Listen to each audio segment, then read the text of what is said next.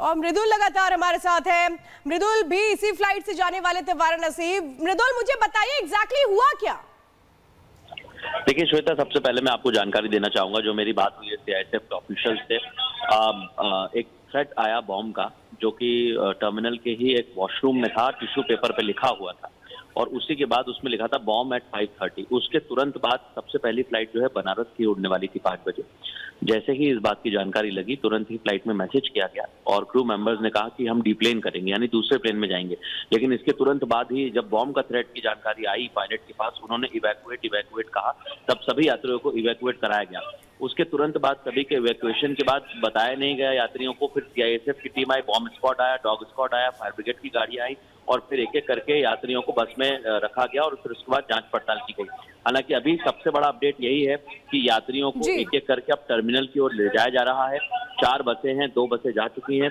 धीरे धीरे अब बसों को ले जाया जाएगा। प्लेन यथावत खड़ा हुआ है टर्मिनल पर। जो मेरी सीआईएसएफ के बड़े अधिकारी हैं, उनसे जो बात हुई है उसके मुताबिक इसको अभी पूरी तरह से सैनिटाइज किया जाएगा, क्योंकि थ्रेट बहुत ही गंभीरता से लिया जा रहा है। क्योंकि बाथरूम में टिश्यू पेपर पर बाकायदा टाइम लिखा हुआ था, बाकायदा लिखा हुआ था कि इतने बजे होगा। इस वजह से इसे बहुत गंभीरता से लेकर अब सैनिटाइजेशन की प्रोसेस शुरू की गई है, जो काफी लंबी चलेगी। लेकिन यात्रियों को दूसरी फ्लाइट से भेजने की कार्रवाई अब शुरू कर दी गई है।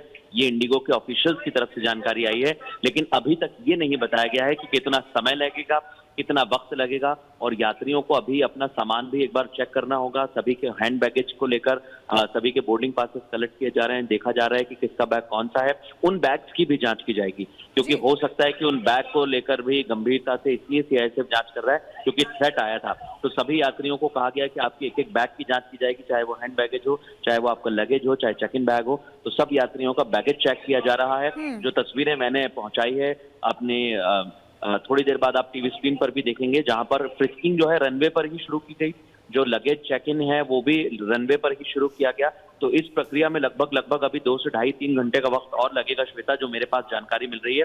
लेकिन अभी कई यात्री परेशान हो रहे हैं, क्योंकि अभी तक कोई ऑफिशियल अपडेट नहीं है, आधिकारिक अपडेट नहीं है कि कब फ्लाइट टेक ऑफ करेगी। श्वेता, बिल्कुल बिल्कुल मृदुल, हमारे सहयोगी वहीं से हमें जानकारी दे रहे थे। साहिल हमारे सहयोगी भी लगातार बने हुए हैं, उनके पास जाना चाहेंगे। साहिल, आप एयरपोर्ट से मौजूद हैं, वहां पर क्या जानकारी इस समय मिल रही है, क्या अपडेट मिल रहा है? क्योंकि निश्चित तौर पर जो वहां पर यात्री हैं उनको असुविधा भी हो रही है, उनको लेकर कुछ अपडेट आया है क्या? अधिकारियों की तरफ से कुछ कहा गया है, कोई जानकारी, अपडेट?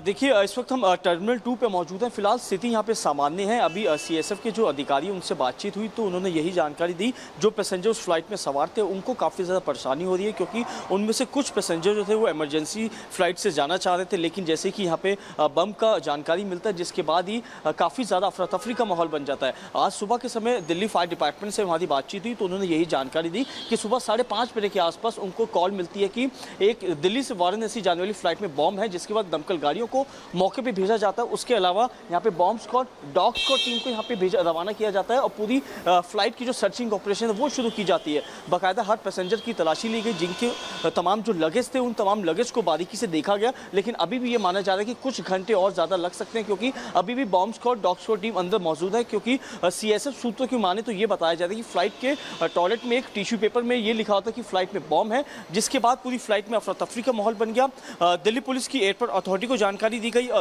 तमाम अथॉरिटी जो थी उनको संपर्क किया गया और उसके बाद यहाँ से फ्लाइट को रुकवाया जाता है। रनवे पे इमरजेंसी एग्जिट की जाती है। फिलहाल सभी पैसेंजर सेफ है, लेकिन अभी भी पुलिस जो है मामले की जांच करे कि आखिर वो कौन शख्स था जिसने बिल्कुल साहिल, आप वहां से अपडेट दे रहे हैं, मृदुल लगातार अपडेट दे रहे हैं। लेकिन चलिए जरा बताते हैं जो पुलिस है वो क्या क्या रही है। बड़ी खबर इस वक्त आपको इस मामले से जुड़ी हुई बता रहे हैं।